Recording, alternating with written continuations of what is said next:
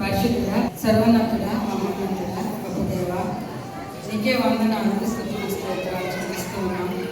ఇంతవరకు ఈ క్రిస్మస్ ఆరాధనలో మీరు మాతో ఉండి ప్రభా ప్రతి మాట ద్వారా మీరు మాట్లాడిన ప్రతి మాటకు పెట్టుకోవడానికి వందనాలు, స్తుతులు, స్తోత్రాలు చెల్లిస్తూ ఉన్నాం. నాయన మా కొరకు మా అందరి కొరకు ప్రభా దేవుడే జరిగిన యొక్క క్రిస్మస్ ఆరాధన బట్టి నీకు వందనాలు.